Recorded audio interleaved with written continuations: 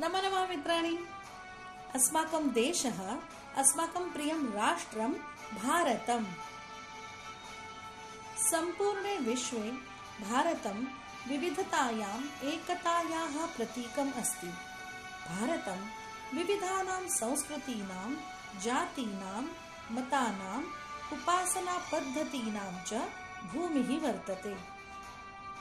एवं सति अपि वयं सर्वे भारतीयाः प्रेम्णा एकात्मतया आनन्देन च देशे वसामः। भारतीयाः बुद्धिमन्तः, स्नेहलाः, पराक्रमिणः, शान्तिप्रियाः च इति प्रसिद्धाः। अस्माकं भारतीयं ज्ञानं विश्वे अलौकिकम्। भारतीया संस्कृतिः प्राचीना, अद्वितीया च। त्रिवर्णः भारतस्य राष्ट्रध्वजः, अशोकस्तम्भः च राष्ट्रचिह्नं वर्तते।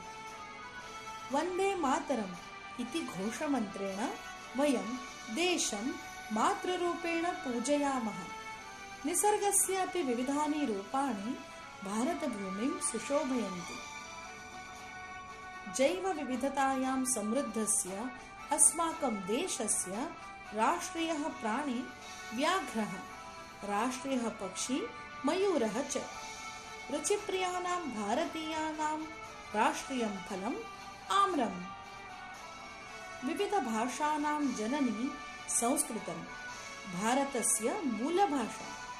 विश्वस्य विशालतमं लोकतन्त्रं भारतं पुनः विश्वगुरुत्वं प्राप्नुयात् इत्यर्थं वयं सर्वे भारतीयाः प्रयतामहे।